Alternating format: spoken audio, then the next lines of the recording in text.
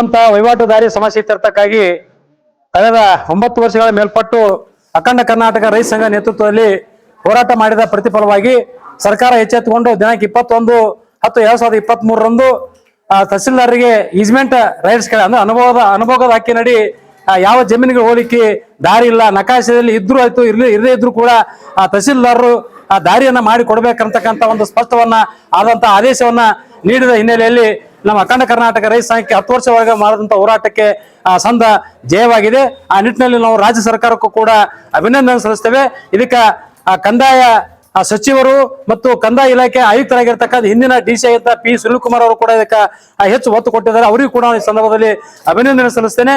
ಮುಖ್ಯವಾಗಿ ನಮ್ಮ ಹೋರಾಟವನ್ನ ಪ್ರಚಾರ ಮಾಡಿ ಮಾಧ್ಯಮ ಟಿವಿ ಮಾಧ್ಯಮ ಮತ್ತು ಪತ್ರಿಕಾ ಮಾಧ್ಯಮದಲ್ಲಿ ಪ್ರಚುರಪಡಿಸಿ ಸರ್ಕಾರವನ್ನ ಎಚ್ಚೆತ್ತುಕೊಳ್ಳುವಂತ ಕೆಲಸ ಮಾಡಿ ಈ ಆದೇಶವನ್ನ ಹೊರಡಿಸಲಿಕ್ಕೆ ಮಾಧ್ಯಮ ಮಿತ್ರರು ಕೂಡ ಕಾರಣೀಭೂತರು. ಈ ಸಂದರ್ಭದಲ್ಲಿ ಆ ಕಾರಣಕ್ಕಾಗಿ ಇವತ್ತಿನ ದಿವಸ ನಾವು ಒಂದು ಅಖಂಡ ಕರ್ನಾಟಕ ರೈತ ಸಂಘದ ರಾಜ್ಯ ಸಮಿತಿ ಸಭೆಯ ಸಂದರ್ಭದಲ್ಲಿ ಅಭಿನಂದನೆಯನ್ನು ಕೂಡ ಸಲ್ಲಿಸಿದ್ದೇವೆ. ಅದೇ ರೀತಿಯಾಗಿ ಸರ್ಕಾರಕ್ಕೂ ಕೂಡ ಮತ್ತೊಮ್ಮೆ ನಾನು ಅಭಿನಂದನೆ ಸಲ್ಲಿಸಲಿಕ್ಕೆ ನಾನು ಇಷ್ಟಪಡ್ತಾ ಇದ್ದೇನೆ. ಇವತ್ತು ಮಾಧ್ಯಮದ ಮಿತ್ರರಿಗೆ ಸನ್ಮಾನ ಮಾಡಿದ್ದೇವೆ. ಇದಕ್ಕೆ ಕಾರಣ ಅಂತಂದ್ರೆ ಈಗ ಮಾಧ್ಯಮ ಇರದೇ ಇದ್ರೆ ಸರ್ಕಾರಕ್ಕೆ ಸುದ್ದಿ ಮುಡಿಸೋರು ಯಾರು? ಬಹಳ ಮನವಿ ಕೊಟ್ಟರೆ ಮಾನ್ಯ ಜಿಲ್ಲಾಧಿಕಾರಿ ಮುಖಾಂತರ ಹೋಗ್ತದ.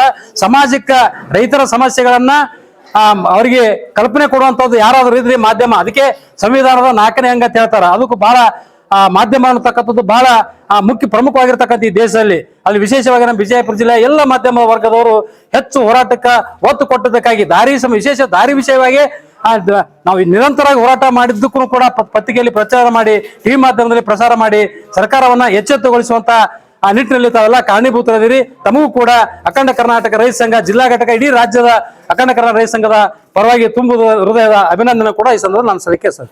ಕುಲಕರ್ಣಿ ಅವರು ಏನು ನಮ್ಮ ಹೊಲ ನಮ್ಮ ದಾರಿ ಅಖಂಡ ಕರ್ನಾಟಕ ರೈತ ಸಂಘಕ್ಕೆ ತಂದಂತ ಒಂದು ಜಯ ಅನ್ನೋಂಥ ವಿಚಾರದೊಳಗೆ ಸರ್ಕಾರಕ್ಕೂ ಮತ್ತು ಪತ್ರಿಕಾ ಪ್ರತಿನಿಧಿಗಳಿಗೂ ಅಭಿನಂದನೆ ಸಲ್ಲಿಸಿದ್ರೆ ಅದಕ್ಕೆ ನನ್ನ ಬೆಂಬಲನೂ ಐತಿ ಅನ್ನೋಂಥ ವಿಚಾರ ತಿಳಿಸಿ ಇವತ್ತು ಕರ್ನಾಟಕದಲ್ಲಿ ಬರಗಾಲ ಬಿದ್ದು ಬರಗಾಲದಿಂದ ಎಲ್ಲಾ ಬೆಳೆ ನಾಶ ಆಗೈತಿ.